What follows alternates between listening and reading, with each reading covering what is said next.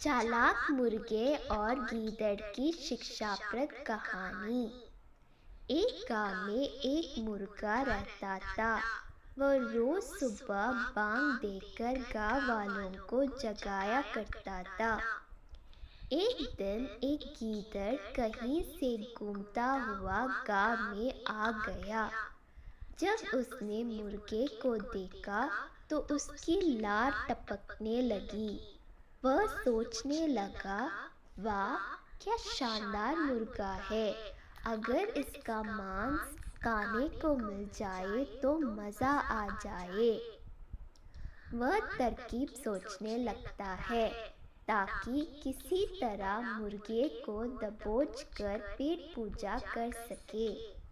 उसने मुर्गे को बहला फुसला कर अपने काबू में करने का निश्चय किया और उसके पास पहुंचकर बोला, मित्र, मैं तुम्हारी आवाज़ सुनकर तुम्हारे पास आया हूँ।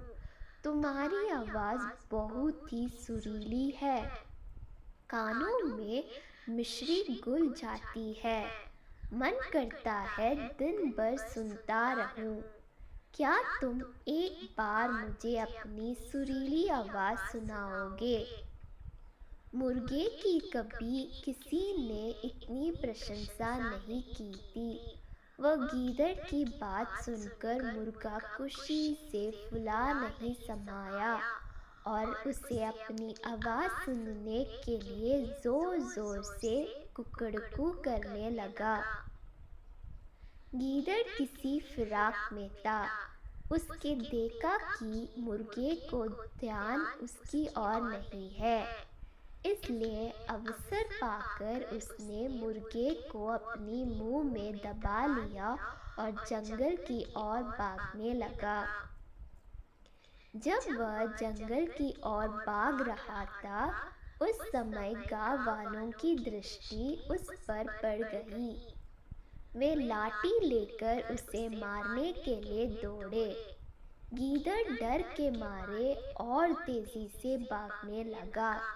मुर्गा अब तक उसके मुंह में दबा था। तब तक उसने उसके चालों से बचकर निकलने का एक उपाय सोच लिया था। वह भागते हुए गीदड़ से बोला, देखो गीदड़ भाई, ये गांव वाले मेरे कारण तुम्हारा पीछा कर रहे हैं। वे तब तुम्हारा पीछा करना छोड़ेंगे जब तुम उनसे कहोगे कि मैं तुम्हारा हूँ, उनका नहीं। ऐसे करो, तुम उन्हें बोल दो।